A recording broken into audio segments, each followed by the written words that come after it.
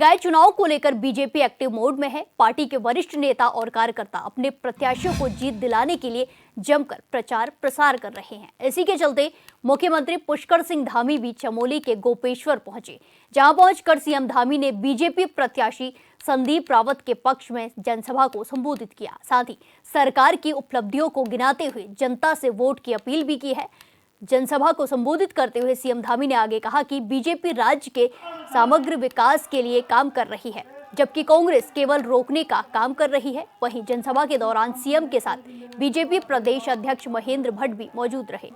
प्रधानमंत्री आवास योजना के तहत कराई गई, शायद हमने समान नागरिक संहिता का कानून बना दिया है।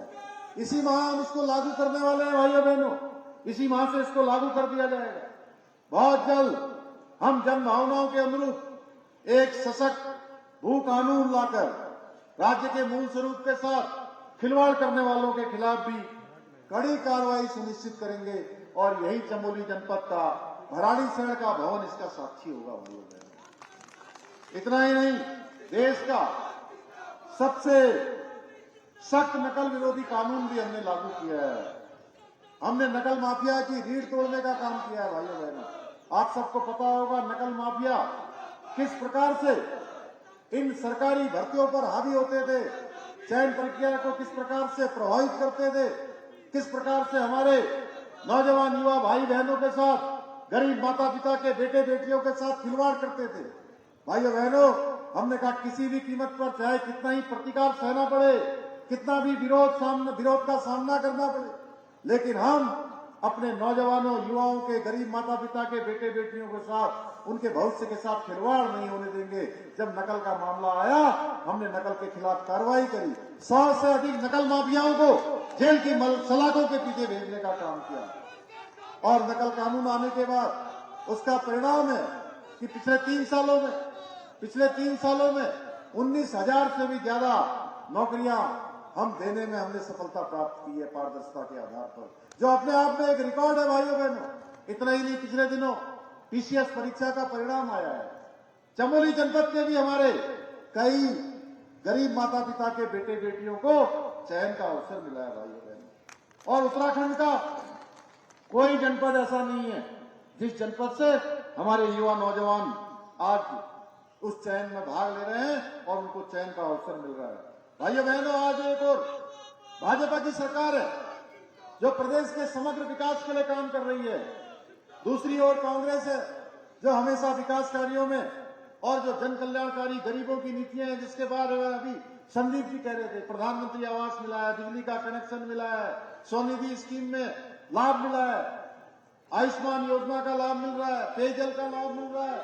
ऐसी योजनाओं को भी रोकने का काम कांग्रेस पार्टी कर रही है। भाइयों बहनों, मैं कांग्रेस वालों से पूछना चाहता हूं, आज कांग्रेस के लोग क्या इस बात से दुखी हैं कि आदरणीय मोदी जी के सहयोग से, केंद्र सरकार के सहयोग से प्रदेश के अंदर 2 लाख करोड़ रुपए से भी अधिक की योजनाओं पर कार्य किया जा रहा है? क्या कांग्रेस को इस बात का दुख है कि प्रदेश में दंगा करने वाले नकल माफियाओं के खिलाफ कड़ी कार्रवाई की जा रही है? भाइयों बहनों, ये केवल मेरा प्रश्न नहीं है, यहाँ बैठे हुए हर एक व्यक्ति का प्रश्न है। क्या कांग्रेस को इस बात का दुख है कि हमारी सरकार बुजुर्गों को दोगुना पेंशन दे रही है, गरीब परिवारों को पक्का घर दे रही है, पेयजल की सुविधा दे रही है, सबको स्वास्थ्य की सुविधा दे रही है, 1 साल के अंदर 3 गैस के सिलेंडर गरीब परिवारों को मुफ्त में दे रही है? क्या कांग्रेस को इस बात का दुख है कि जिसके लिए हम 500 साल से कई पीढ़ियां की पीढ़ियां लग गई कि भगवान राम का मंदिर बनना चाहिए, अयोध्या में भगवान राम का भव्य और दिव्य मंदिर बनना है? या फिर कांग्रेस को इस बात का दुख है कि उत्तराखंड हमारा आज हर क्षेत्र में आगे बढ़ते हुए देश का अग्रणी राज्य बन रहा है, हर क्षेत्र में आगे कदम बढ़ा रहा है? आखिर क्यों कांग्रेस के लोग प्रदेश के विकास और यहाँ की जन कल्याणकारी योजनाओं को तरह तरह से बाधा पहुंचाने का काम करते हैं, लगातार इसका प्रयत्न करते हैं, ऐसी कोशिश करते हैं कि वो जो काम है वो काम रुक जाए, विकास की गति मंद पड़ जाए या ठप हो जाए? आज मैं इस मंच से आप सबको विश्वास दिलाता हूं, कांग्रेस के लोग चाहे कितने भी षड्यंत्र कर लें भाइयों बहनों, लेकिन हमारा संकल्प अडिग है और ये विकल्प रहित है, इसमें कोई विकल्प नहीं है।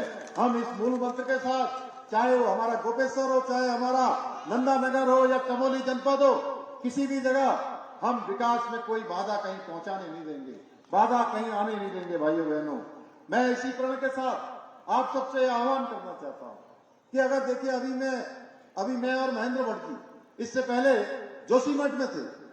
जोशीमठ में भी अब वहां विधायक जी कहने लगे हैं, वो आ रहे हैं जनसभाओं में, कह रहे भाई मैं काम नहीं कर सकता, मैं कोई काम नहीं कर सकता, आपके पास भी आ जाएंगे। अभी हमारे छोटे छोटे नन्हे मुन्ने बच्चे यहां से गुजर रहे थे, उनको पता भी नहीं होगा वो कौन सी रैली में आए हैं। भाइयों बहनों, ऐसे लोगों को लाकर आज कांग्रेस जिस प्रकार से वातावरण को खराब करना चाहती है, आपके पास आएंगे वोट मांगने के लिए। अरे भाई, आप उनसे पूछिए कि आपको हम वोट देंगे, आप क्या विकास करेंगे?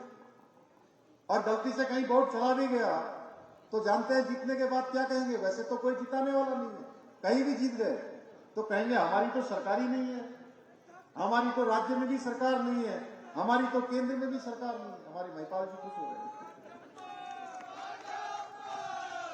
कहेंगे हमारी सरकार ही नहीं है, हमारी सरकार आएगी तो हम काम करेंगे। अरे भाई, आप लोगों ने उत्तराखंड में इतिहास बनाया है, आपने डबल इंजन की सरकार बनाई है, 22 सालों में राज्य स्थापना के बाद एक परिपाटी आपने बदली है, एक यहाँ का मिथक तोड़ा है, एक इतिहास बनाने का काम किया है। भाजपा को केंद्र में भी राज्य में भी सरकार बनाने का अवसर आपने दिया है, सेवा करने का अवसर दिया है। भाई बहनों, इनके लिए तो मैं यही कहूंगा कि सरकार आएगी तब विकास करेंगे, न नौमन तेल होगा ना। अरे जोर से बोलिए। तो इस प्रकार का इनका हल, तो भाइयों बहनों, अपना वोट खराब करने की कोई आवश्यकता नहीं है। मैं तो आपसे यही निवेदन करने की